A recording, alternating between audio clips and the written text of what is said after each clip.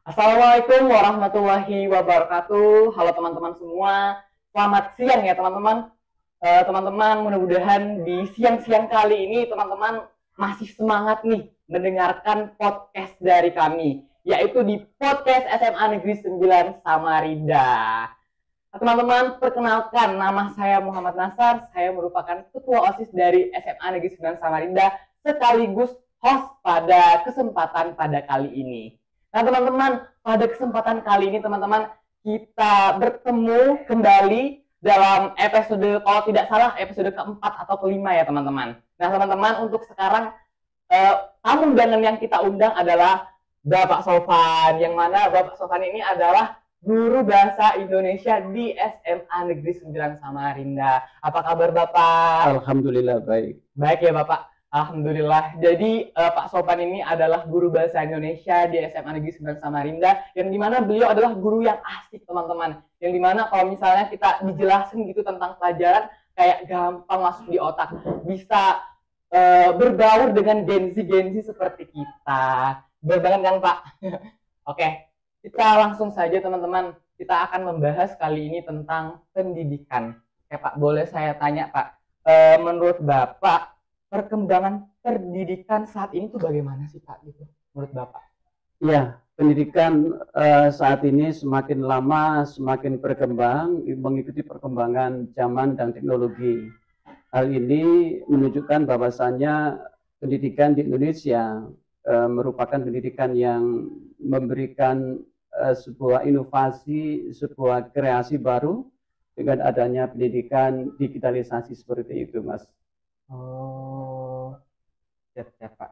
Terus Pak, pertanyaan selanjutnya Pak, apa hasil dan dampak dari pendidikan di abad modern saat ini Pak? Apalagi kan Pak, di mana tuh kita sekarang era-era kayak 4.0 kalau tidak salah ya Pak, era-era modern gitu, apalagi kayak menghadapi anak-anak zaman Gen Z sekarang itu gimana sih Pak? Ya, jadi gini, pendidikan modern mengintegrasikan pendidikan teknologi dan informasi dengan metode inovatif dengan pendekatan holistik seperti itu. Dengan tujuan bahwa pendidikan ini bisa memberikan sebuah solusi jawaban pada masa yang akan datang, pada anak-anak di usia saat ini, apalagi dengan digitalisasi, bisa memberikan harapan baru terhadap perkembangan pendidikan yang akan datang. Dampak yang terjadi pada saat ini itu, dampak positifnya itu siswa itu diberikan kemudahan untuk mengakses semua data yang diberikan oleh guru, bahkan bisa memberikan sebuah solusi baru terhadap kreasi dan inovasi kepada siswa itu sendiri. Nah, dampak negatifnya itu memang berpengaruh sekali terhadap kehidupan sosial. Salah satunya adalah perkembangan atau pergaulan bebas seperti itu ya. Yang kedua adalah malasnya itu untuk literasi, gitu ya. Karena literasi bukan berarti sebuah jawaban atas pendidikan, tapi semakin banyak siswa yang memiliki teknologi informasi, maka semakin menurun daya membaca. Maksud saya begini, di kalangan anak sekarang ini itu daya membacanya berkurang, tapi volume membaca itu giat, tapi dayanya kurang. Artinya kalau lampu itu meredup gitu ya. Ya, membaca juga aja, cuman redup. Artinya ketika ditanya atau ketika ada sebuah media informasi yang bisa memberikan sebuah jawaban atas pengetahuan, maka mereka lebih suka di skip gitu ya. Informasi terkait dengan hal seperti itu kan ini memberikan suatu dampak yang memang ironi bagi kita.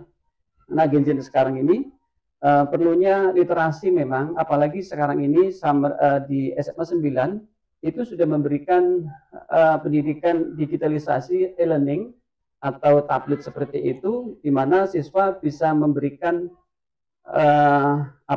bisa membaca tanpa harus membuka buku. Dengan membaca buku digital, dengan membaca buku-buku referensi yang lain terkait dengan pengetahuan, maka siswa mampu untuk menciptakan sebuah kreasi inovasi baru terkait dengan pendidikan itu sendiri. Nah, harapannya apa? Harapannya adalah pendidikan ini yang terkait dengan digitalisasi mampu mendongkrak perkembangan masa yang suram gitu ya. Nah, itu memang harus perlu didukung oleh berbagai pihak, namanya tadi dengan metode holistik itu, maka semua komponen baik masyarakat, sekolah, guru itu harus berperan aktif dalam pendidikan. Sehingga pendidikan itu bukan hanya diukur dari hasil sekolah, bukan, tapi hasil dari pendidikan secara keseluruhan, baik dari rumah, masyarakat maupun dari sekolah itu sendiri. Maka pendidikan holistik itu guru juga mempunyai tambahan ya, ilmu yang harus diberikan kepada siswa. Salah satunya adalah ketika guru punya pengetahuan, punya pengalaman, itu bisa disampaikan kepada siswa gitu ya, bukan hanya dimiliki sendiri.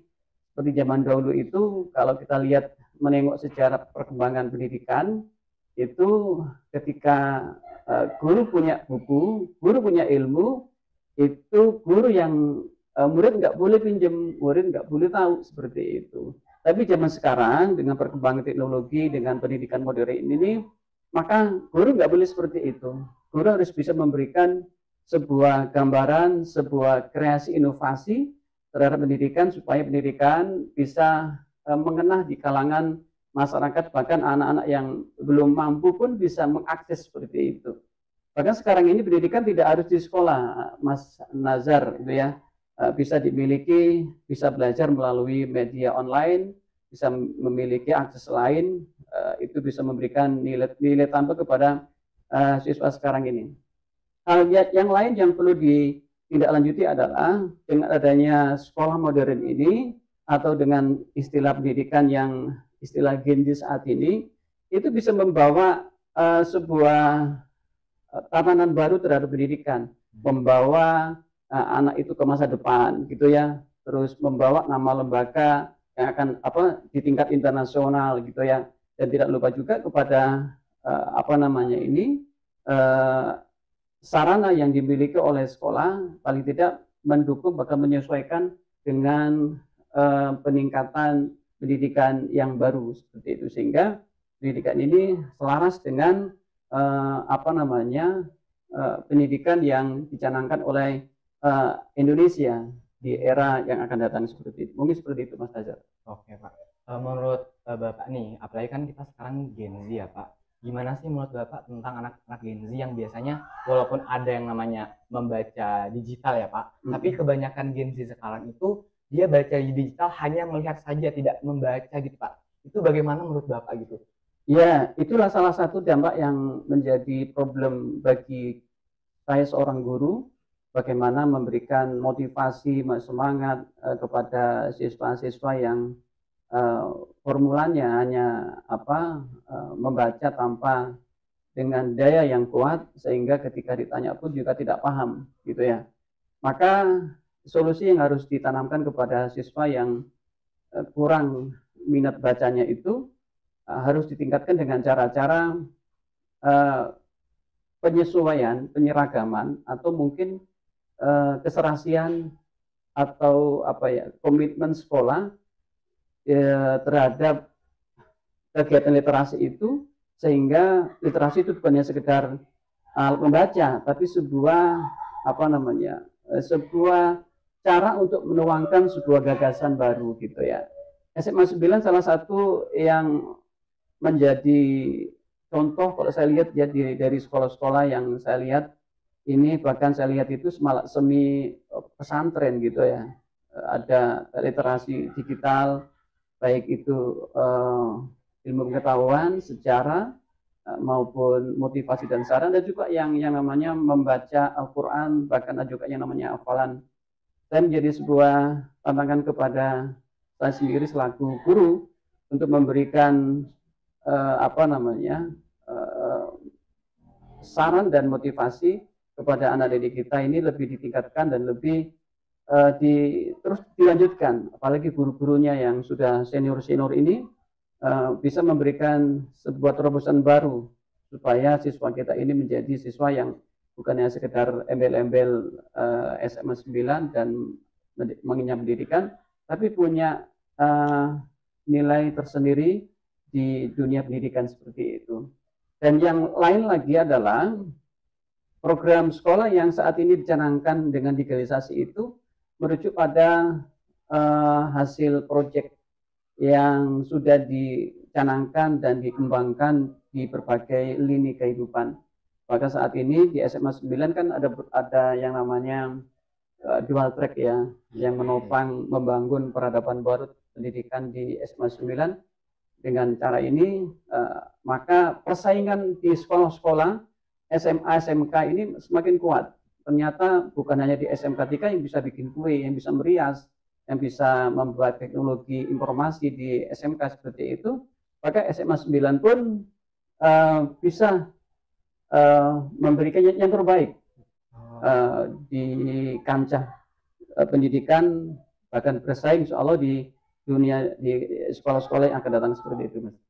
Oh iya Pak. Saya juga mau bertanya Pak, mungkin agak sedikit di luar topik ya Pak, mungkin dari pribadi saya sendiri. Kan tadi pada dasarnya Bapak sudah mengatakan tips-tips agar kita tidak malas membaca. Kan Pak, pada dasarnya Gen Z sekarang, apalagi saya Gen Z kan Pak, saya tuh kayak merasa bahwa diri saya ini malas untuk membaca Pak. Bagaimana tuh kayak cara tips-tipsnya biar nggak malas aja gitu Pak, nggak hanya untuk di sektor membaca ini aja Pak mungkin. Iya, salah satu hal yang harus di bawahi adalah bagaimana ketika kita supaya gemar membaca gitu ya. Bukan hanya membaca biasa, tapi daya ingat pun juga harus kuat. Jujur aja tadi saya katakan SMA pelajar sekarang ini gemar membaca tapi dayanya kurang gitu ya. Bagaimana ketika kita membaca itu memiliki daya kekuatan yang hebat, maka salah satunya adalah yang perlu ditekankan adalah jangan berbuat maksiat dulu gitu ya. Jangan berbuat maksiat ya. Ya. Jangan berbuat maksiat, karena maksiat itulah maksiat mata, maksiat telinga, maksiat hati juga penting. Insya Allah ketika itu maksiat itu dihilangkan, lambat laun kekuatan dan daya kita untuk menghafal lebih kencang gitu ya. Yang penting punya motivasi dulu. Motivasinya apa? Motivasi ingin membaca. Kalau udah punya motivasi, maka kita pelan-pelan coba untuk mengurangi daya apa tadi namanya maksiat itu, baik maksiat mata, telinga atau hati dan sebagainya itu dihilangkan pelan-pelan. Insya Allah nanti lambat laun kekuatan itu akan ada gitu ya. Dan jangan lupa membaca bukannya sekedar membaca, tapi coba bisa membaca yang bisa memberikan motivasi hidup gitu ya. Makanya kalau bisa ada target, Mas Nazar, ada target dalam membaca buku itu dalam satu hari saya harus sekian lembar begitu ya. Karena saya juga pernah membaca buku yang 12 jilid itu 2 tahun baru habis. Targetnya satu hari 10 lembar. Gitu ya. Saya 12 jilid itu satu buku itu kurang lebih hampir 600 lembar lebih ya. Itu saya satu hari 10 lembar targetnya itu 2 tahun baru habis. Nah, komitmen dan istiqomah, walaupun itu hanya sebatas dibaca, tapi ya insya Allah dari sekian buku itu ada yang masuk di antara buku-buku yang kita baca seperti itu. Gitu Mas Azhar. Baik, itulah teman-teman. Mungkin Pak satu lagi sebelum kita mengakhiri, mungkin ada nggak sih kayak kata-kata motivasi yang Bapak sudah tanamkan sejak SMA mungkin, sejak SMP gitu, sehingga Bapak nih bisa kayak tetap segar dalam mengajar dan lain sebagainya gitu Pak, mungkin ada Pak? Ya, jadi gini, saya beri motivasi terkait dengan kehidupan kita supaya kita lebih tegar, lebih semangat dalam hidup. Kita harus jadilah hidup tersenyum. Ya, jadikan hidup tersenyum walaupun kita dibully, dihina, caci maki, bahkan dijelek-jelekan orang, kita tersenyum. Doain mereka, mudah-mudahan mereka selalu sehat dan diberikan kemudahan, kelancaran dalam hidupnya. Insya Allah semua doa yang kita sampaikan kepada mereka akan kembali ke kita seperti itu. Mungkin itu Mas. Nah itulah teman-teman, yang penting tetap tersenyum ya, smile untuk kita bisa menjalani kehidupan kita. Nah, Bapak mungkin ada pesan-pesan nih untuk sobat-sobat Semalan tentang ini, tentang dunia pendidikan ini Pak, agar kita tidak menjadi malas dan lain sebagainya gitu. Atau kata-kata motivasi seperti itu Pak. Ya, jadi gini, untuk Semalan SMA 9, saya berharap baik guru, siswa maupun kalangan pendidik di kalangan ini tidak bosan-bosan, tidak henti-hentinya untuk lebih semangat dan serius mengabdikan diri kepada SMA 9 dan memberikan ilmu yang terbaik untuk SMA 9. Dan mudah-mudahan siswa-siswa seperti Mas Nazar selaku host, insya Allah bisa ditingkatkan lagi untuk menjadi presenter yang lebih handal nanti ke depan insya Allah, karena prestasi itu kalau udah sampai ke level yang lebih tinggi hitungnya bukan hari tapi per jam tak bayar sekian ratus juta, banyak bagaimana seperti itu. Dan ini salah satu skill ya, kemampuan yang harus dimiliki oleh orang-orang tertentu, nggak semua orang bisa memiliki seperti itu, dan syukuri itu. Dan jangan lupa selalu berdoa dan selalu semangat dengan teman-teman, dan kita selalu komunikasi dan memberikan informasi dan kerjasama yang baik harus ditanamkan supaya tidak ada dusta di antara kita, baik siswa maupun guru atau di kalangan SMA 9, sama-sama membaur mengembangkan pendidikan kita menjadi lebih baik ke depan seperti ini. Wah, keren banget. Ini merupakan motivasi bagi teman-teman semua, bukan hanya buat teman-teman, tapi buat diri saya sendiri juga, Pak. Biar lebih semangat dalam belajar, dalam menggapai mimpi, gimana nanti kita ke depannya gitu. Nah, teman-teman, ini mungkin sudah cukup ya sesi bincang-bincang kita pada hari ini. Terima kasih Bapak Sofwan telah memberikan ilmu kepada teman-teman semua, bukan hanya kepada teman-teman, tapi kepada saya juga.